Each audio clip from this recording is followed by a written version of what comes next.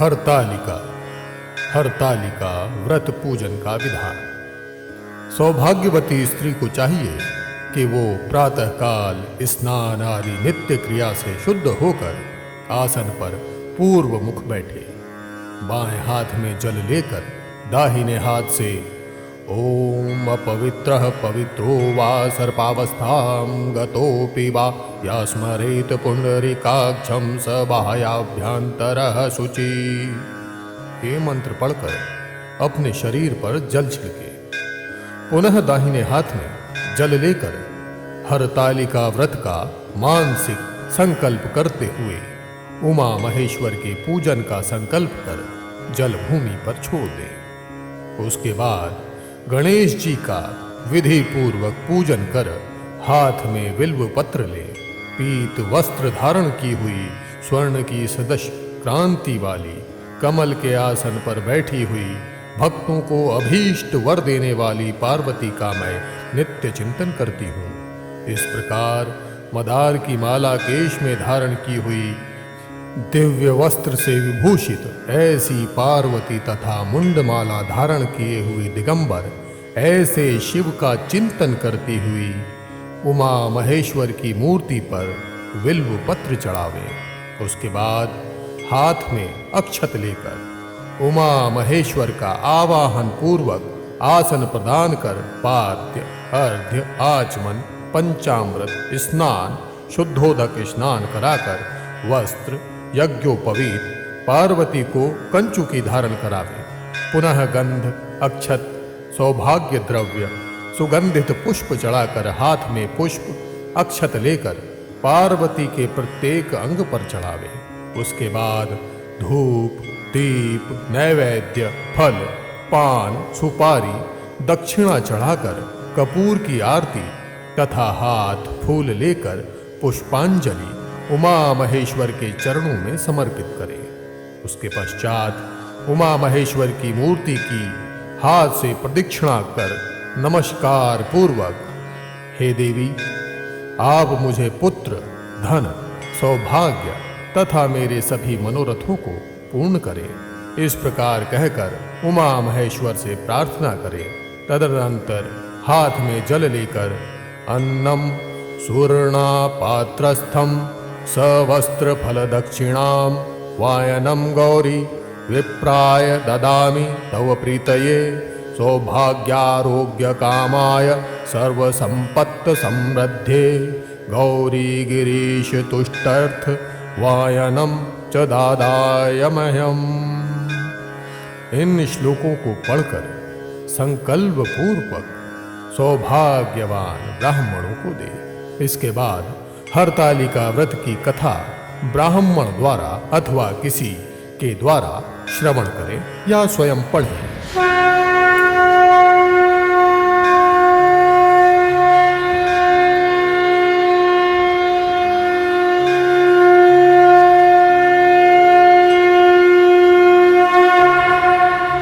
हरतालिका तीज व्रत कथा। सूत जी ने कहा, शौनकादि महिषी गण मदार के फूलों से ये हुए, केश वाली दिव्य वस्त्रों से विभूषित पार्वती जी को, मुंडमाला में सुशोभित शिव जी को, जो दिगंबर रहते हैं, ऐसे शिव जी को मैं बार बार प्रणाम करता हूँ। कैलाश पर्वत के रम्य शिखर पर विराजमान शिव जी से पार्वती जी ने पूछा कि हे महेश्वर, आप आज मुझे कोई गुप्त से गुप्तर रहस्य की बात बताने की कृपा करें। वह ऐसी बात हो जो सभी धर्मों का सार, अल्प परिश्रम से ही करने योग्य तथा अत्यंत फलदायिनी कथा का जिसमें समावेश हो। यदि आप मुझ पर प्रसन्न हैं तो उसे बताने की कृपा करें। हे प्रभु, मैंने पूर्व जन्म में ऐसा कौन सा तप दान या व्रत किया था जिसके फल स्वरूप आप जैसे त्रिलोक्य के अधीश्वर अनादि और अनंत रूप वाले पति मुझे प्राप्त हुए हैं। शिव जी ने कहा, हे देवी, अब मैं तुमसे सर्वोत्तम व्रत कथा का वर्णन करता हूँ।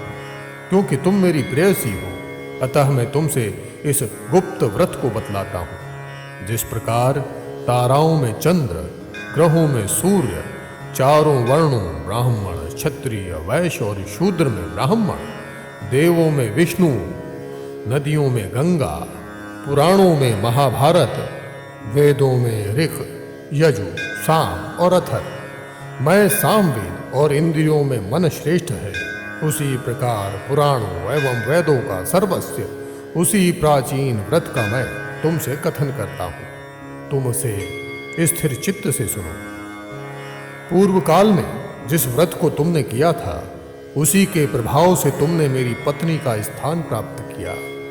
प्रेयसी होने के कारण ही मैं तुमसे इस व्रत को प्रकट करता हूँ।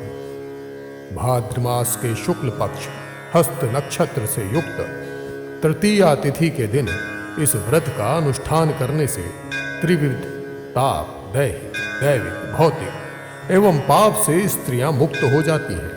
हे देवी, पूर्व काल में इस महाव्रत को तुमने हिमालय पर्वत पर किया था।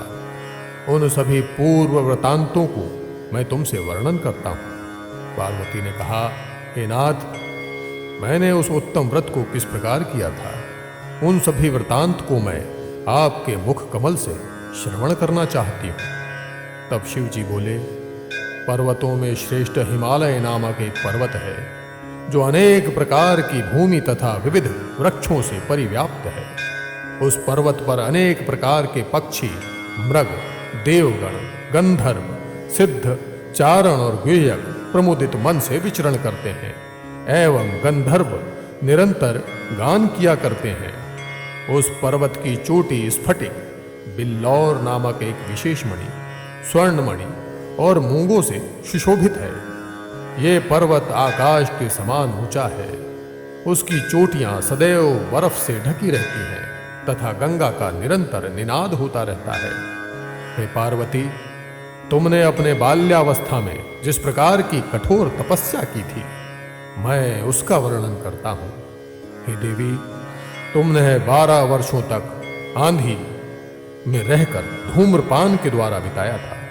तुमने माघ के महीने में कंठ तक जल में निवास कर, वैशाख मास के प्रखर घाम में पंचाग्नि सेवन कर, श्रवण मास में घर से बाहर वर्षा में भीग कर मेरी तपस्या निराहार रहकर की।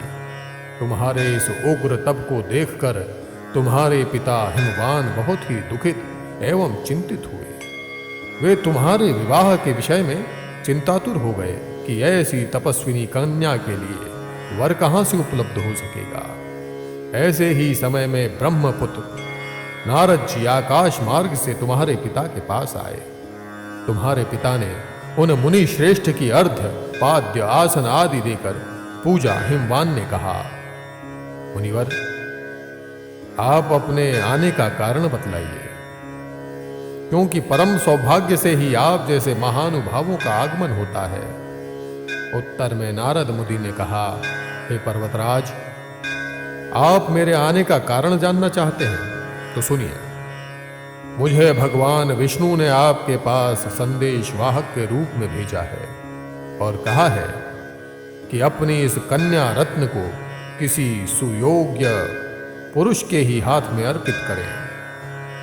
संपूर्ण देवों में वासुदेव से बढ़कर अन्य कोई देव नहीं है, इसलिए मेरी भी यही राय है कि आप अपनी कन्या भगवान विष्णु को सौंपकर जगत में यशस्वी बने।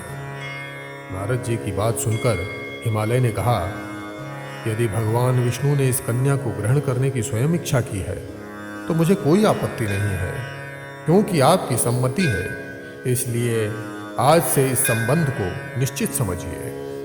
हिमवान द्वारा इस प्रकार का निश्चयात्मक उत्तर पाकर नारद जी उस स्थान से अंतर्ध्यान होकर शंख, चक्र, गदा एवं पद्यधारी विष्णु के पास उपस्थित हुए। उन्होंने हाथ जोड़कर प्रणाम करते हुए विष्णु भगवान से कहा, हे देव, मैंने आपका विवाह संबंध पर्वतराज हिमवान की पुत्री से निश्चित कर दिया। उधर हिमवान ने प्रसन्न होकर तुमसे कहा है कि हे पुत्री, मैंने तुम्हारा विवाह भगवान विष्णु के साथ पक्का कर दिया है। पिता द्वारा विपरीतार्थक वाक्य सुनकर तुम अपनी सखी के घर चली गई और वहीं भूमि पर लुंठित होकर अत्यंत विलाप करने लगी। तुम्हें रुदन करते देखकर तुम्हारी सहेलियों ने तुमसे पूछा कि हे देवी, तुम अपने दुख का कारण मुझे बताओ, हम सभी निसंदेह आपका कार्य पूरा करेंगे। सखियों द्वारा आश्वासन पाकर तुमने उत्तर दिया, हे सखी, आप सभी सुनिए। मेरी इच्छा महादेव जी के साथ विवाह करने की है, परंतु मेरे पिता ने मेरी इच्छा के विरुद्ध कार्य किया है, अर्थात उन्होंने विष्णु भगवान के साथ विवाह करने का नारद जी को वचन दे दिया है। इसलिए सखियों, अब मैं अपने इस शरीर का निश्चित रूप से परित्याग करूंगी। तब तुम्हारी बात सुनकर सखियों ने कहा, तुम घबराओ नहीं, हम और तुम दोनों ही किसी ऐसे घनघोर वन में निकल चले जहां पर तुम्हारे पिता न पहुंच सके। इस प्रकार की गुप्त मंत्रणा करके तुम अपनी सखियों के साथ निर्जन वन में पलायन कर गए। उसके बाद तुम्हारे पिता हिमवान ने पास पड़ोस के प्रत्येक घरों में तुम्हारी खोज की, किंतु तुम्हारा कहीं भी पता न लगा। तुम्हारे पिता ने तुम्हें न पाकर मन में संदेह किया कि कहीं किसी देव, दानव, किन्नर आदि ने मेरी पुत्री का अपहरण तो नहीं कर लिया। वे इस सोच में भी पड़ गए कि मैं अब नारद जी को क्या जवाब दूंगा, क्योंकि मैंने उनसे विष्णु के लिए पुत्री के विवाह का वचन दिया था। अब मैं उपहास का पात्र बनूंगा। ऐसा सोचते सोचते वे घबरा कर मूर्छित हो गए। उनके संज्ञा शून्य होते ही सभी लोग उनके समीप एकत्रित होकर उनसे पूछने लगे कि हे पर्वतराज, आप अपनी मूर्छित अवस्था का कारण मुझे बताएं। कुछ स्वस्थ होने के बाद हिमालय ने उन लोगों से कहा, मेरी कन्या का किसी ने अपहरण कर लिया है, अथवा हो सकता है किसी विषधर सर्प ने डस लिया हो, अथवा सिंह, व्याघ्र आदि किसी हिंसक पशु ने भक्षण कर लिया हो। यही मेरे दुख का कारण है। न जाने मेरी पुत्री कहाँ चली गई, अब मैं क्या करूं? ऐसा कहते हुए हिमालय इस प्रकार कांपने लगे जैसे किसी प्रचंड आंधी में वृक्ष हिलने लगता है। उसके बाद तुम्हारे पिता तुम्हारी खोज में भयानक जंगल में भीतर अग्रसर हुए। इधर तुम तो पहले से ही अपनी सखियों के साथ उस भीषण वन में जा चुकी थी। उस स्थान पर एक नदी प्रवाहित हो रही थी, वहां एक गुफा भी थी। तुमने उसी गुफा में जाकर आश्रय लिया और निराहार रहकर मेरी बालुकामयी मूर्ति का स्थापन किया। जब भाद्रपद मास के शुक्ल पक्ष की तृतीया हस्त नक्षत्र से युक्त आई, तब तुमने उस दिन रात्रि में जागकर गीत वाद्य आदि के साथ मेरा भक्तिपूर्वक पूजन किया। हे प्रिय, तुम्हारे द्वारा की गई उस कठिन तपस्या एवं व्रत के प्रभाव से मेरा सिंहासन चलायमान हो उठा, और जहां तुम सखियों के साथ थीं, उस स्थान पर मैं जा पहुंचा। मैंने तुमसे कहा कि हे वरानने, मैं तुमसे अत्यंत प्रसन्न हूं, तुम मुझसे अपना इच्छित वर प्राप्त कर लो। तब उत्तर में यदि तुमने कहा कि हे देव, यदि आप मुझ पर प्रसन्न हैं तो आप मुझे पति रूप में प्राप्त हो। मैं तथास्तु ऐसा कहकर पुनः अपने कैलाश पर्वत आ गया। मेरे चले आने के बाद तुमने प्रातःकाल नदी में स्नान कर मेरी स्थापित मूर्ति का विसर्जन किया। इतना करने के बाद तुमने अपनी सखियों के साथ पारण किया। उसी समय तुम्हारे पिता हिमालय भी तुम्हें खोजते हुए उसी जंगल में आ पहुंचे, किंतु वन की गहनता के कारण चारों ओर ढूंढने पर भी तुम्हारा कुछ भी पता उन्हें न लगा। अब तो वे निराश होकर भूमि पर गिर पड़े। पुनः उठने के बाद हिमालय ने 2 कन्याओं को सुप्तावस्था में देखा। उन्होंने निकट आकर तुम्हें गोद में उठा लिया और रुदन करने लगे। रोते रोते ही उन्होंने तुमसे पूछा कि तुम इस घनघोर जंगल में किस प्रकार आ पहुंची।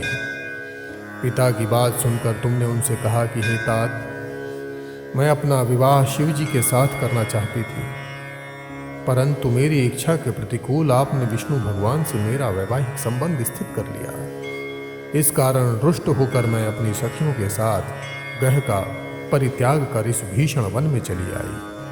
हे तात, यदि आप मुझे घर ले जाना चाहते हैं तो मुझे महादेव जी से विवाह करने की आज्ञा दीजिए। मेरा ऐसा ही दृढ़ निश्चय है। तुम्हारे इस दृढ़ संकल्प को जानकर तुम्हारे पिता ने तथास्तु कहा और वे तुम्हें अपने साथ घर ले गए। घर पहुंचने पर मेरे साथ तुम्हारा पानी ग्रहण हुआ। उसी व्रत के प्रभाव से तुमने अचल सौभाग्य प्राप्त कर लिया। मैंने आज तक इस व्रत का कथन किसी से नहीं किया। हे देवी, तुम अपनी सखियों के द्वारा हरण की गई, इसी से इस व्रत का नाम हरितालिका पड़ा।